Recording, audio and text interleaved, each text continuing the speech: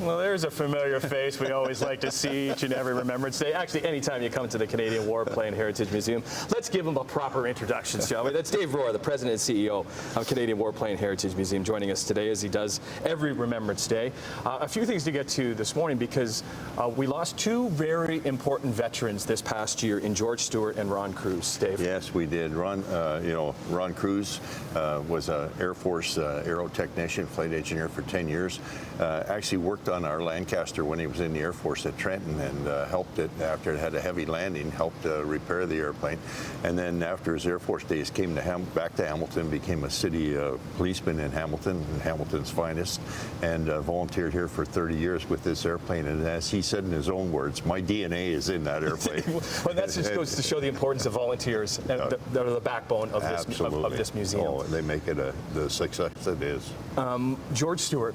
We know George so well because he's been on this program so many times on Remembrance Day, and we lost him this year as well. This is the first Remembrance Day without him, and we are missing him. But I'm sure he's up there looking down on us, making sure we do everything right.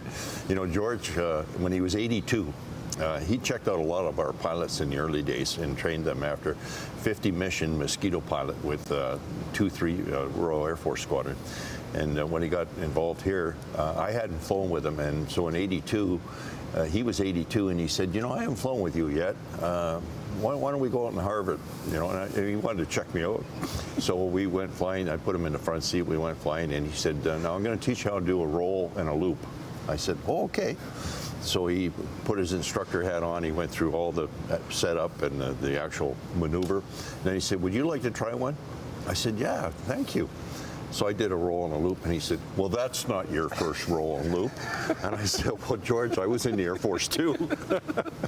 Well, George, he was on the show last year, and he has just so many great stories. So when we think about George and all the veterans, and there'll be a lot of veterans here today for the service at 10:30. We're really pleased about that. Yeah. We have a great number here today. Okay, let's get to the Spitfire, because it's right behind us on the set here. What's the Spitfire all about here in the museum?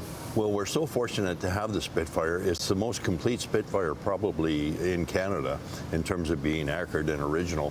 And it was Tommy Decourcy, squadron leader Tommy Decourcy, who was born in Mitchell, raised in Windsor, joined the Royal Canadian Air Force in -- and flew with 443 Squadron and was awarded the DFC for valiant bravery in action. And unfortunately, on June of '45, after the war ended, he was killed in a car accident in Germany. And so he survived the war, but he didn't survive the first month of peace after the war, unfortunately.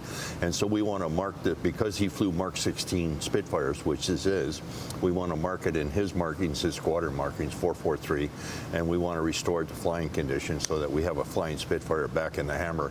And we're doing it under the guise of the Merlin project, and we want to add a couple of Merlin-powered airplanes to the museum over the next several years. But the first one will be the Spitfire, and so the fundraising has started now. So there's dedicated fundraising specifically to this? Yes, okay. Yes. Because the fundraising dollars go towards so much within the museum, because there's so many of these aircraft that do need a little TLC and tender loving care. Every year. Which includes the bomber. And it's been an impressive year for the Lancaster bomber.